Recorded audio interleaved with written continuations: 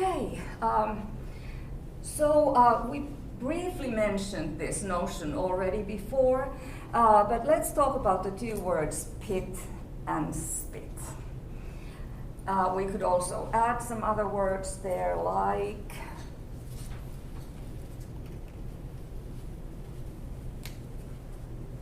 pool,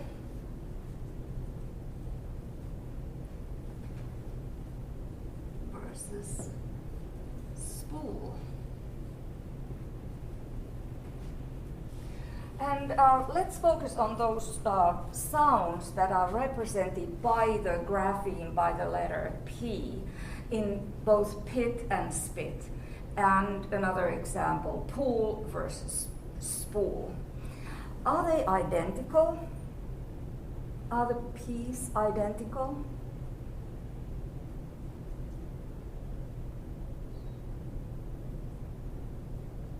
What do you think? You can test that, now you have the mask on, but you can still test it by saying pit and then saying the sound in spit. Which one is a stronger sound? Which one feels stronger? The one with the MEP, so like pit. Pit, right? This one here. Yes. And what about pull versus spool? Which P is stronger? Pull. Pull, exactly. And then this P is a P as well. Of course, it's a voiceless bilabial stop. All of those P's are voiceless bilabial stops, but the ones in pit and pull are the same sounds, and the ones in spit and spool are the same sounds. But does it make a difference? Oh, let's think about still how they are different. If you say pit and pool, you can feel that puff of air coming from the mouth. And it's relatively strong when you are at home and don't have the mask on. Say pit, pit, pit, and you can kind of feel that puff of air hitting your palm. If you say spit, spit, spit, there's of course air coming from the mouth because that's how we speak. The air from the lungs comes out either from the mouth or the nose. But it's not as strong. And that is because word initially in English, the sounds, the voiceless stops, p, t, and k, they are aspirated. So this sound here is aspirated and an aspirated p, and it's indicated with this little superscript H that we can put after that P in brackets because we're talking about sounds, the phones, and that H symbolizes that this is the aspirated version of the P. Whereas this P here is unaspirated or non-aspirated. Same thing with pool and spool. Here we have the aspirated P indicated with this little superscript H, and this is the non-aspirated P after S. And it's interesting that as native speakers of English, you don't even have to think about which of these two alternatives of the P sound you will produce, because as native speakers you learn to do that. This is one of the phonological processes, and we'll be talking about those today.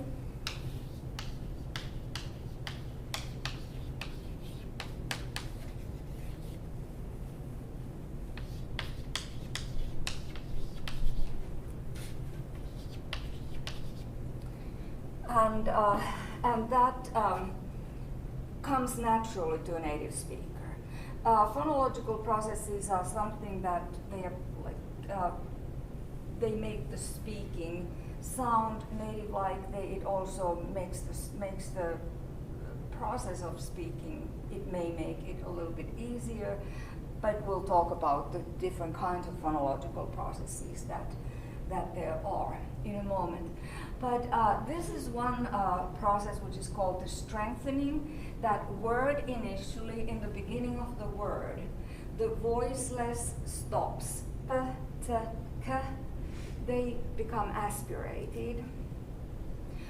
But if they are in a position after S, for instance, not in the beginning of the word, they are not aspirated. Now, does it make a difference if we switch the non-aspirated to an aspirated sound? If you say, don't fall into that bit, would you understand it still? If I say it without aspiration, don't fall into that bit. Sounds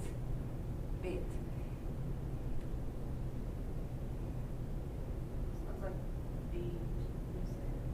Or if I say, don't spit on the floor, don't spit on the floor, that you probably would understand.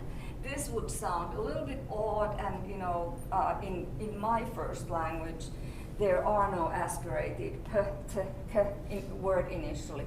So I have to pay a lot of attention to remember to aspirate my p, t, and k when I speak in English when that sound is in the beginning of the word. You don't have to think about it because you're native speakers.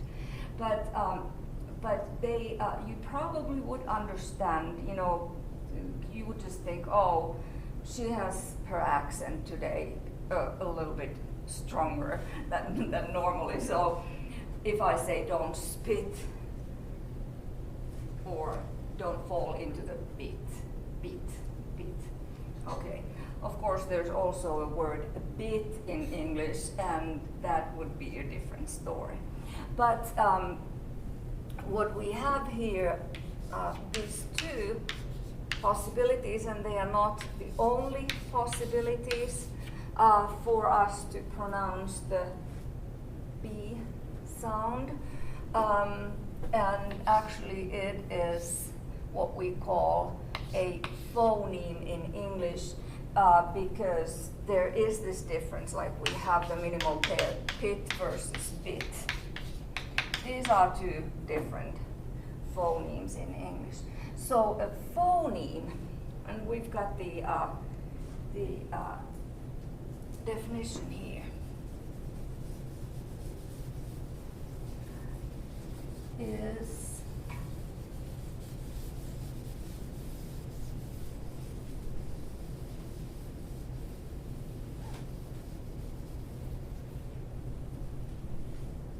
it's kind of long, but what it is a distinctive and significant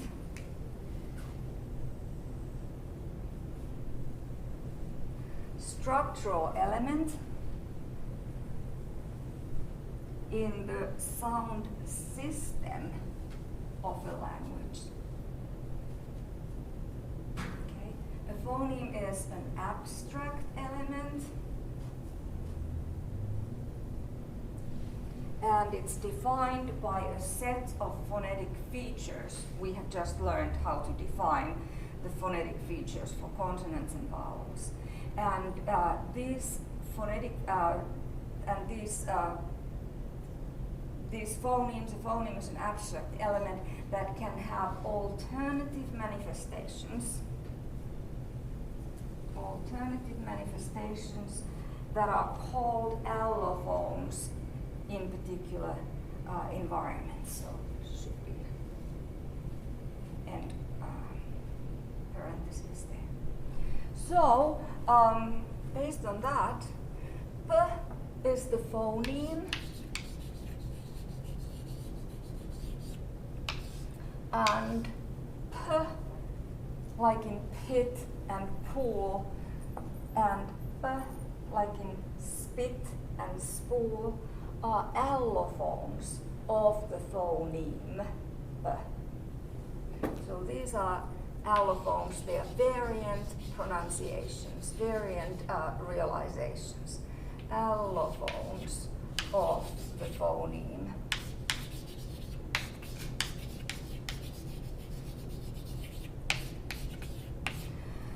So when we pronounce a word, we will pronounce the sound in a way that is required by the sound system of a particular language. And in English, we always pronounce word initial p, t, k as aspirated. So we would have like kit versus skit, and tool versus stool. Okay? But these are not minimal pairs. What we have here is a minimal pair. Bit versus bit. Okay? This is a minimal pair because one sound changes and just in the same environment, in the same sound environment. Here we have a b and here we have a b. Now, are these two different words in English? Yes, of course, yes. So there are two different words, and that means that changing a b, a voiceless bilabial stop, into a b, a voiced bilabial stop, changes the meaning of the word. And that means that these sounds, b and b, they belong to different morphemes. They are independent morphemes in a language. If we can find a minimal pair where the change of the meaning in the word changes if we change one sound, okay, then these sounds belong to different morphemes. But if there is no change in the meaning when we change one sound to another, like in the case of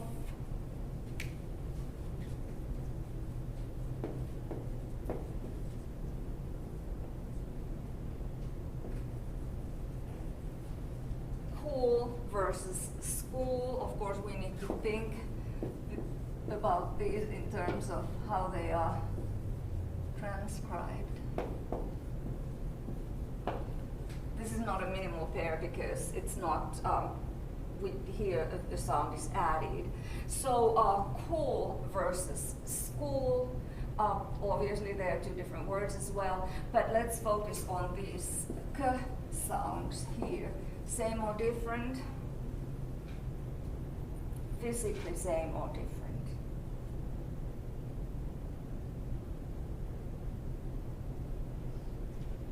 Okay, say cool, cool, and now say school. Which k is aspirated?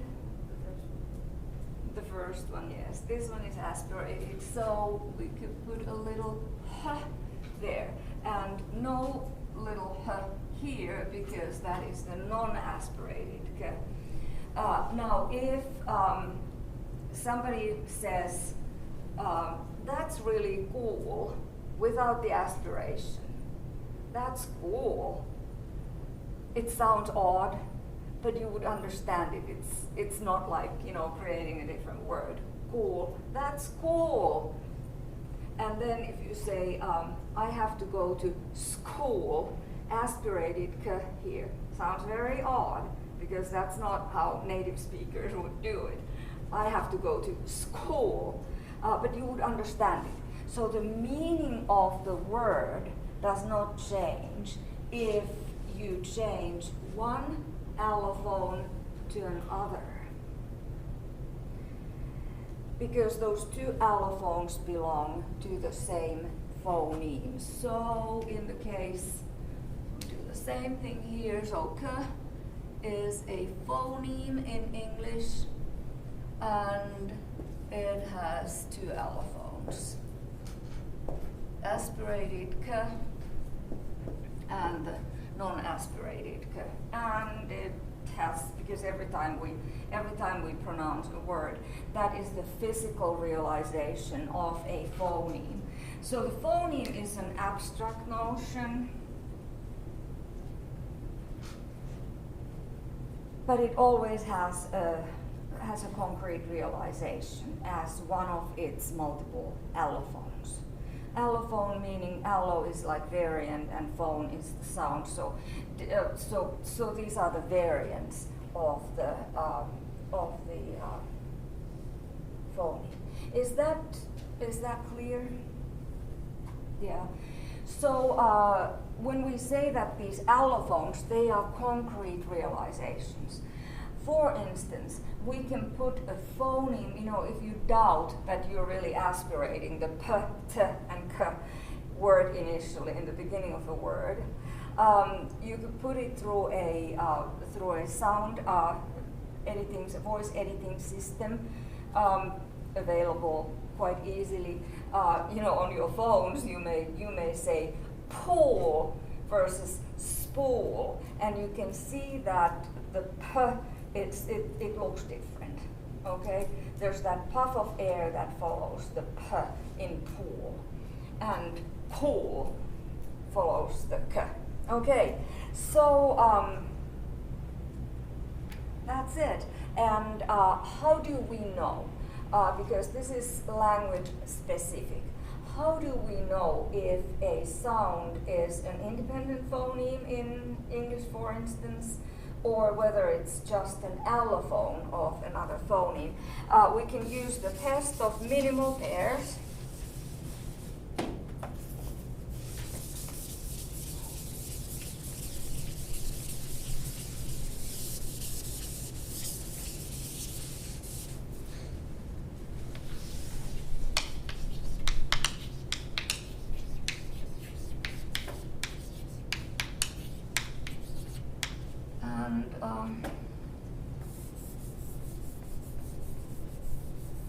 So let's take the sound, the sound t now, and let's try to figure out whether t is a phoneme in English or is it just an allophone.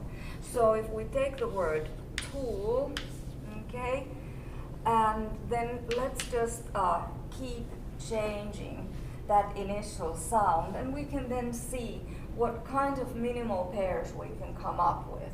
So if you give me another word where you just change the first sound, tool, we also have another word which is stool, pool, pool, pool. Anything else? Rule. And so on. Yule, the old-fashioned word for Christmas.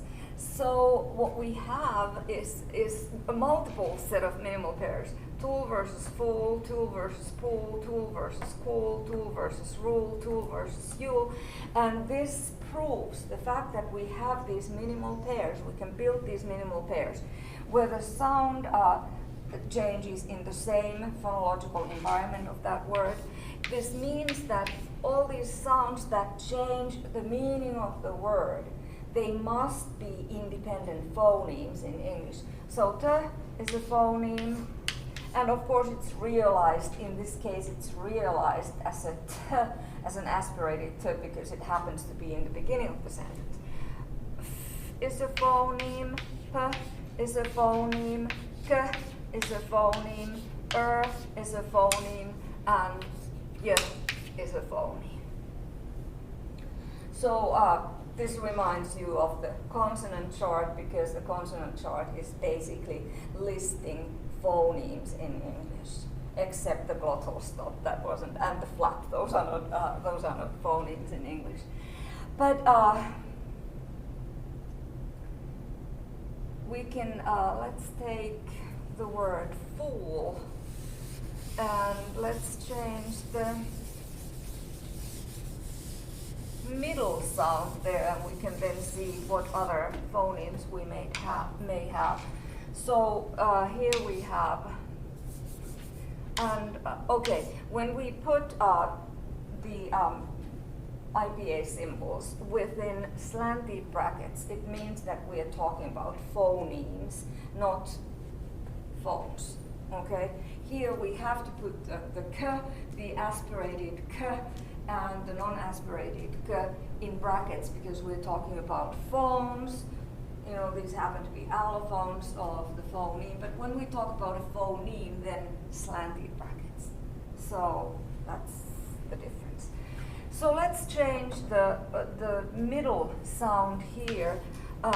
Let's keep the f and o the same, so this is full.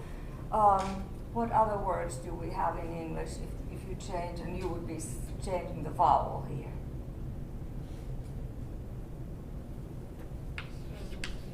How about feel? Foul. Foul? F-O-W-L. Yeah, that would be a...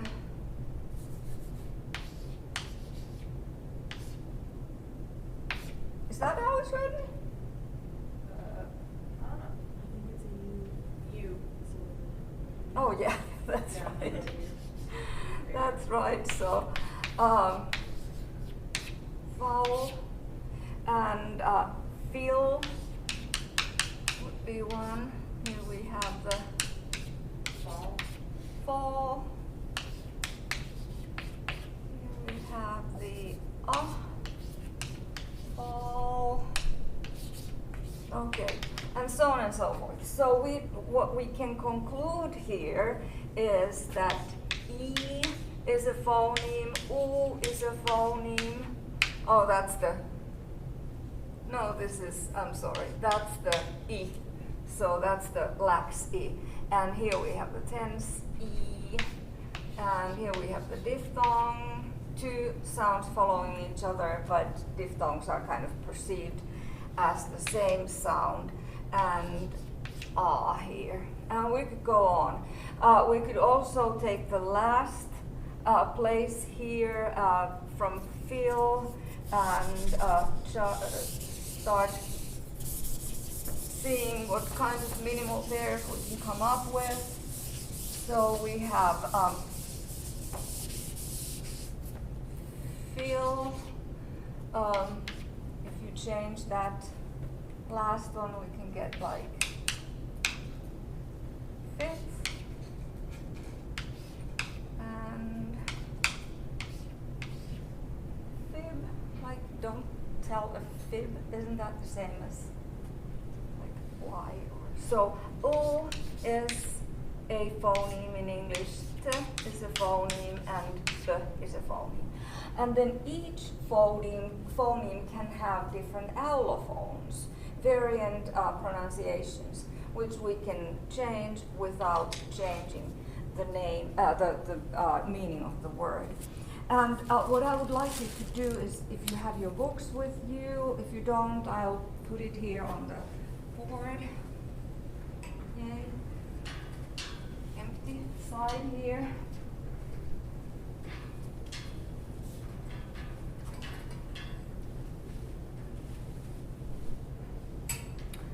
So if you have your book, this is going to be on page 170.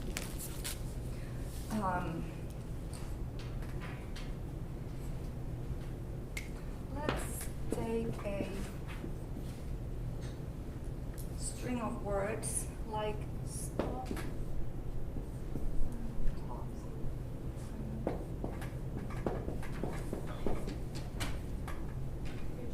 oh, Sorry. would that help? Can you all I can see? see that. Okay. So, one more.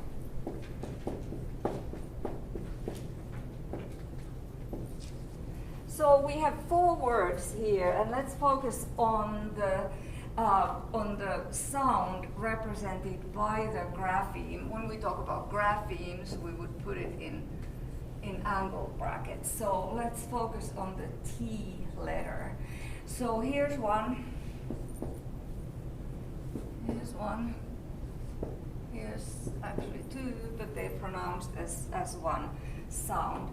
So all these graphemes T, T can be pronounced in different ways or will be pronounced in different ways according to the phonological rules of English in some cases.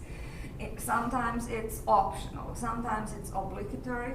Like for instance, the aspiration in English, in order to sound like a native speaker, it has to be aspirated. So if you focus on these four sounds, and in American English specifically, so this is stop. We have, what kind of a T do we have here? Aspirated or non-aspirated? Non-aspirated. What about this one? Aspirated? Yes, because it's in the beginning of the word. And the phonological rule in English changes the T into its aspirated allophone in the beginning of the word. So stop, top. Now, in the case of kitten, of course, we can say kitten, but in normal, rapid, spoken American English, it's probably said as kitten, kitten. What a cute little kitten, kitten, kitten. And that would be a glottal stop. Would you say kitten or would you say kitten? Would you use this T, kitten or kitten? Okay, yeah, that's the pretty much normal way of saying it. Oh, it's a cute kitten. We have 5 new kittens, kittens, kittens. So we use that glottal stop here. So it's kitten, and that would be a syllabic kitten. And in little, of course, we can use the T and sound like, you know, British people do little, little. Or a foreigner, but in American English, this T is usually pronounced with that little flap, little, little, little. It's something between a D and an little, little. The tip of the tongue just flaps quickly against the alveolar ridge. Little, little, little. Do you feel that? Little, little. So what we have here are 4 different ways, 4 different variants, 4 different allophones of the phoneme T, depending on the word. So we can make this, I'm going to take these, remove these here so we can represent the relation between these allophones to the phoneme that they are variants of. So we have 4 different allophones of the phoneme T. So T is the abstract phoneme, and in every single word of these 4 words, it can come out in different realizations, either as the non-aspirated T,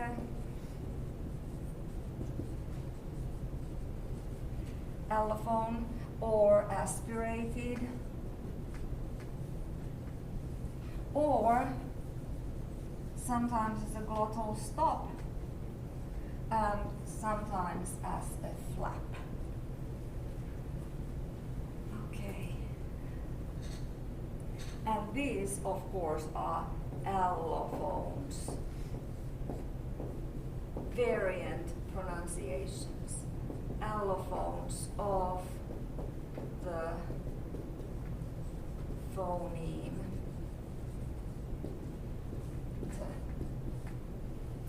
Okay? Any questions? All right.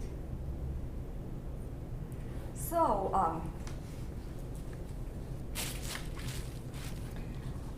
allophone is the abstract concept. We never say,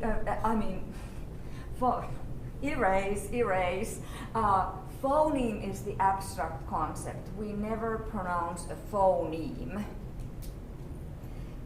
because what we pronounce are allophones, the phones that are the concrete realizations of that abstract phoneme. Okay? So every time you pronounce a word, pronounce the represent with your pronunciation the phoneme t, you will choose from one of these options and possibly more as well. Okay? So one more example of an allophone. Let's go back to the p.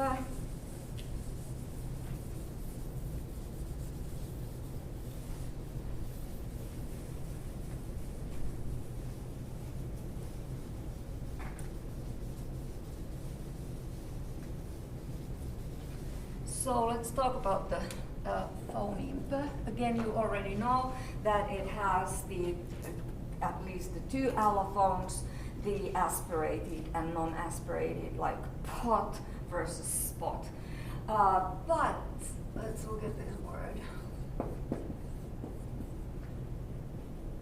So how do you pronounce that? How do you say that word? Laptop. I've got a new laptop. So what do you do with this p?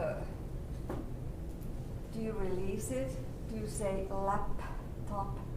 I have a new laptop. No, we hold it. We hold it laptop and release the closure in the mouth after the t, right? So we keep lips are closed, laptop,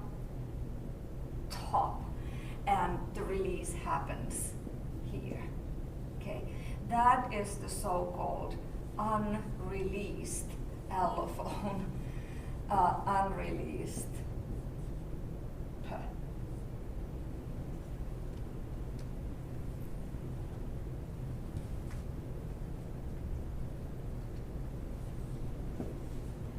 Representing a sound, so, and we would indicate it with this little mark there, indicating that it's not released. So laptop.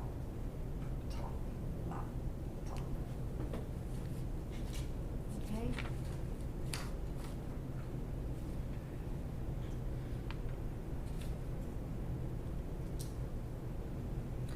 And sometimes we just, choose this particular allophone of the phoneme p, because, it's easier not to release it, so it's easier to say laptop than laptop, right? It would sound kind of, funny. So,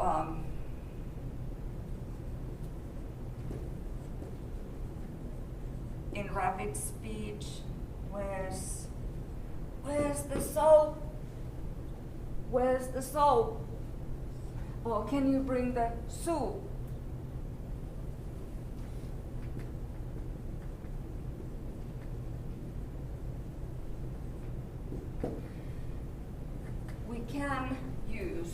We have the option of using the unreleased here. Where's the soap? Where's the soap? Oh, now I released it. Bring the soup. Bring the soup. Okay, and people would still understand, right? Of course, the context always helps, but there is that possibility of not releasing the p. So we can add the unreleased p to the list of the allophones. So we have the aspirated p, we have non-aspirated p, and we have also the unreleased p.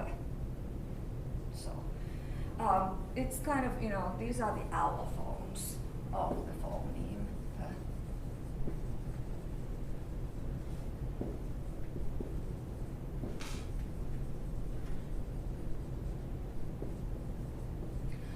And US native speakers don't ever need to even think about it because, you know, it comes naturally to you.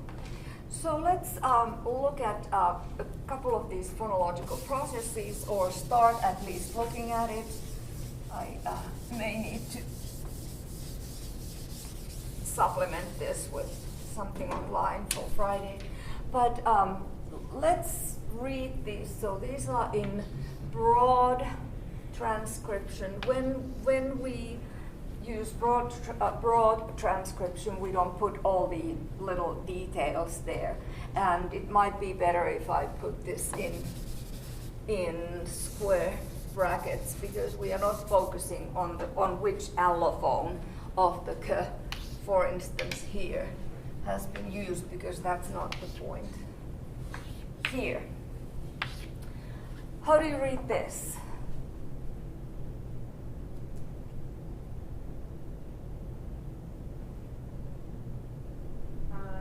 I came. Read that first. Play. That's the meaning. Let's do this then. Let's start from this one. I can sing. I can see.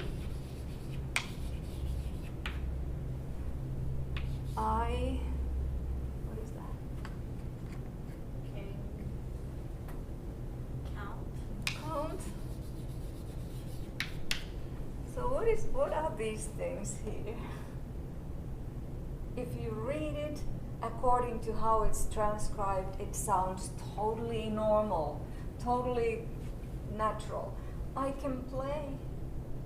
I can play, right? So this is can in disguise. We'll see why. And here I can count. It's can in disguise. Okay? Here it represents its underlying form. So what we have here is a phonological process where the n in can has changed into an n in this position. Don't mean to sing it, but and an in this position. Any suggestions of why this kind of strange thing might happen? And we do this strange thing all the time when we speak. Why does the alveolar nasal change into a bilabial nasal in this position, and a velar nasal in this position? What is the cause?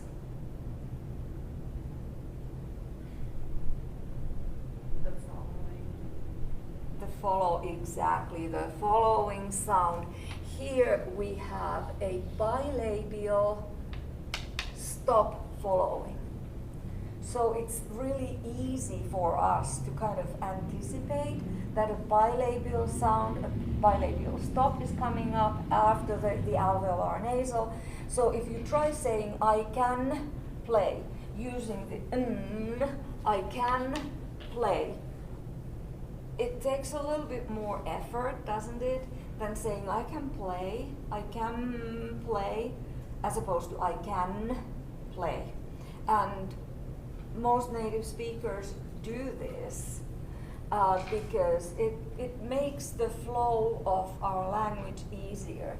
We anticipate the bilabial place of articulation of the bilabial stop here, so we change the alveolar nasal into a bilabial nasal, and it still is a nasal, so we keep the nasality, that feature the same, but change the place of articulation. Homoorganic place of articulation for and p, meaning that the same place of articulation. here, what is the reason for n nasal becoming the velar nasal? In I can count. I can count. Which sound? How about that one? Yeah, because k is a velar sound, so the n changing into a velar makes it easier because then the tongue is already in that velar position. Still, the nasality is kept. Okay? Does that make sense? Those are fascinating things, and read about those in the book, and it explains a lot of the things that we do without ever even noticing. That's actually how I pronounced it. Okay, so I'm going to be sending you a little bit of stuff of other phonological processes. Just to wrap up, this process exemplifies a very common phonological process called assimilation, a sound becoming similar than a sound next to it or close to it. Okay, that's all. Bye, have a good one.